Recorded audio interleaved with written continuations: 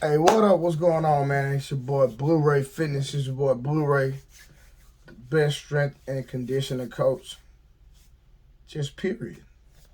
I do it all, right? You know what I mean? Football, basketball, soccer, boxing. I do it all. But this is about boxing. And I'm doing this video because, you know what I mean? This is a throwback video, right? So these right here, y'all, I'm going to bring this up. These right here is framed August 21st, 2016, Earl the Truth Spence versus Leonard Bundu, 6-round KO. You know what I'm talking about? Yeah. So it says, let me see, man down. Y'all see man down on the gloves? Then right here it says, hold on, let me turn it around, y'all. This thing kind of heavy. It says, Earl Spence Jr., to my nephew Kyle, which is my son, my oldest son. And he put the date on it, 21-0, 18 KOs, the truth to Kyle. See, to my son, to Kyle right there. So these were the last pair of gloves that Earl had a KO. You know, we trained together. He had 11 stoppages. But in this fight, he knocked the man out, unconscious KO. These are the gloves that Earl did that what he gave them to my son. Get this out the way. You know what I'm saying? But y'all know my son is 8 years old. You know what I mean? So, you know, that's a collector's item. We know Earl is still gonna be a Hall of Fame boxer, in my opinion. So we pray for a speedy recovery and continued success. And like, people gotta understand that just because, you know, Muhammad Ali lost, you know, and I'm gonna tell y'all, and I know y'all might not like him as a boxer. I liked him probably as an individual. A lot of people probably don't like him, but Bernard Hopkins, you know, before I started training boxers, was one of my favorite boxers. Bernard Hopkins, and we know he's lost, but he was great. He was good at what he done. You know, I like Tito Trinidad. You know, of course, like all the greats and a lot of the old guys. You know, one of my favorite boxers was Gerald McCullough. You know, and, you know, they all took losses, bro. And, you know, people count people out. Even Jamel took a loss. Now he's back undisputed, about to fight Canelo at 168. And he could be undisputed in 2 weight classes. So just because somebody suffers a loss, you know, we pray Earl speedy recovery, you know, make sure that everything checks out, that he's okay. He can come back and still win. And so for people to count him out, to me, is insane. If he's in perfect health and he's still qualified to be able to box, man, he has plenty of opportunity to come back. Look at Ugas.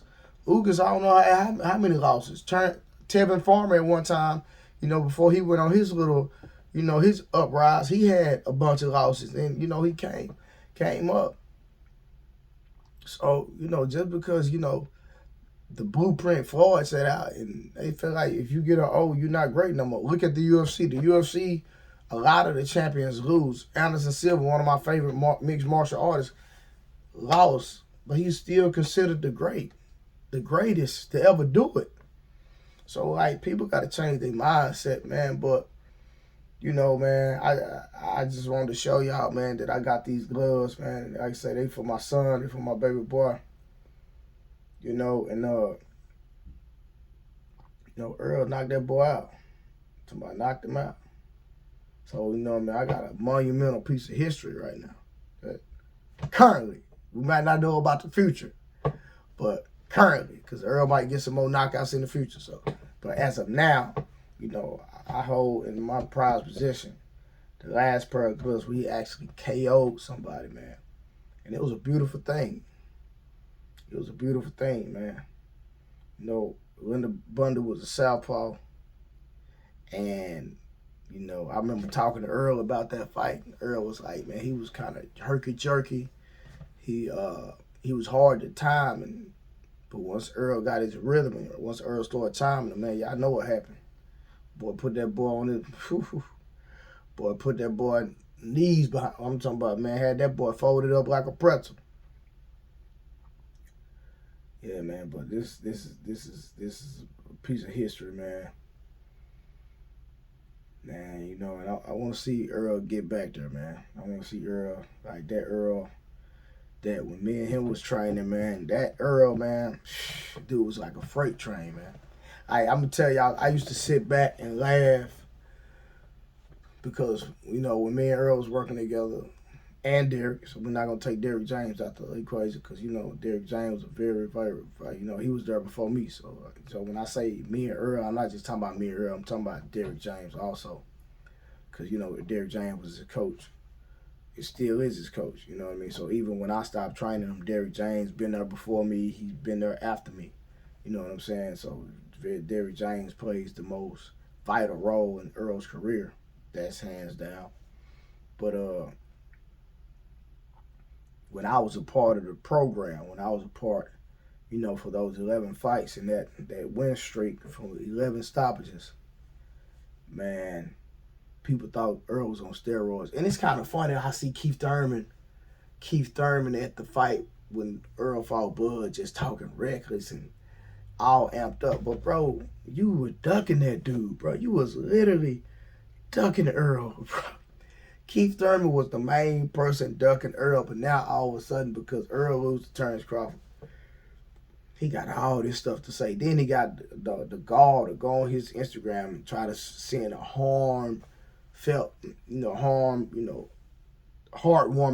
felt message to Earl, which I think it was genuine, you know what I'm saying? But, you know, I understand that they're competitors, and at the heat of the moment, when he was at the fight in Vegas, he was just on one. Keith Thurman was on one, but he was talking cash money. I just have a boy Kyle from the boxing section now. Kyle was talking about Boots, talking about when you gonna fight Boots. But you know, I know that Keith Thurman ducked Earl Spence. He was scared. Then he all on podcast talking about I sent Earl a contract, he never signed it. Come on, bro. When Earl was trying to get it back, because see, this is what people don't know. And y'all correct me if I'm wrong. Earl could have been undisputed at 47 before Terrence Crawford even got there. But we know Keith Thurman stalled him out. That's a fact. Keith Thurman stalled him out for I don't know how many years. You know what I'm saying? And Sean Porter didn't want to fight Earl when I was training Earl, doing strength and conditioning. Danny Garcia, like, they wouldn't even say this man's name.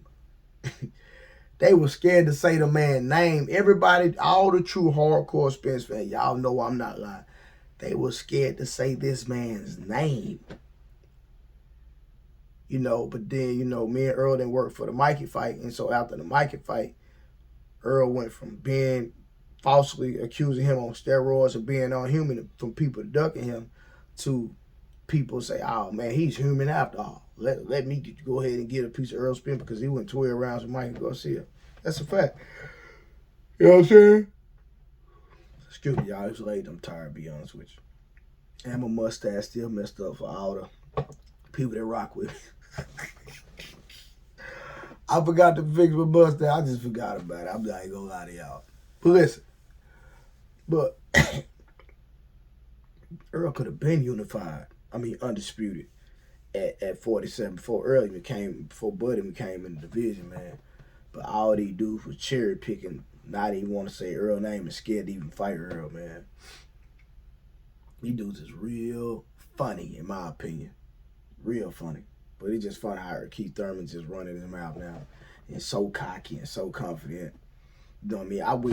I wish Earl could get even though he got the rematch clause, I wish Earl could do a tune-up before he went back at 54, before he went back and fight Crawford to fight Keith Thurman at 54. You know what I'm saying? I wish Earl could get a tune-up fight and fight Keith Thurman. Excuse me, y'all. Fight Keith Thurman before he go back and rematch Crawford. I would love to see that, but we know that's not gonna happen. I think, you know, Earl is a man's and he's binded by a contract. So I believe that he's going right back. He's going right back to Crawford. And so, you know, we might get a different outcome, y'all. We don't know. We don't know. You know what I'm saying? We don't know what's going to happen. But, yeah, man, I just want to share y'all this piece of history, man. And, you know, from Earl Spence Jr. The last pair of gloves currently. Remember that? Keep at the moment. He actually KO'd somebody. I got the gloves right here, man. He signed them to my baby boy. All right, man. So listen, Keith Thurman, stop all the cap. Stop all the running your mouth. Stop all the disrespectful talk. Because let me tell y'all something. Even though Earl didn't get the outcome or to have the best fight against against Terrence Crawford, I believe in my hearts of hearts that he will smoke Keith Thurman easily. It's not even going to be a competition. You know what I'm saying? I believe, like, Earl, even though him and Terrence Crawford had, you know, they were opposing opponents and they dealt with each other, but I don't believe that Earl had anything in his heart from a raging context toward Terrence Crawford. But I know for a fact, I feel like that Keith Thurman is the one that Earl could fight that'll light that fire back again, because we know that Earl don't like Keith Thurman. It's a difference between me fighting somebody that just boom, boom, boom, and me not liking somebody to fight. I believe that Keith Thurman is that person that can light that fire back to Earl being that machine and being that dog before he went back and fought Crawford again. But this is wishful thinking, y'all. We know that's not going to happen. We all know that is not going to happen. This is called wishful thinking, all right? And I'm always saying that because all the noise that Keith Thurman is talking right now, you know what I mean, and how just he was going around that Earl fight, just, you know, being all that, being so extra. Just being so extra. But when you had an opportunity to give the young buck a chance back in the day, you know, you had every excuse in the world. And everybody know I'm telling the truth. But listen, man, it's your boy Hard True Blue, man. Make sure you like the video. Make sure you share the video. In the description, I have ways for you to support the channel. You know what I mean? I do all type of content, not just boxing. But, you know, Earl recently had a fight, so I'm doing some of the content. If y'all want me to do some more content about certain topics, all you got to do is comment down below. I do be reading the comments. I don't get to reply to everybody, but I do read. If you want to donate to the channel, donate, man. You know, all my information in the description to be able to donate to your boy, Hard Blue. I'm going to keep trying to give y'all good content. Keep bringing y'all the truth, because my platform is about telling the truth and giving y'all number truth. And I'm going to see y'all in my next video. I'm out.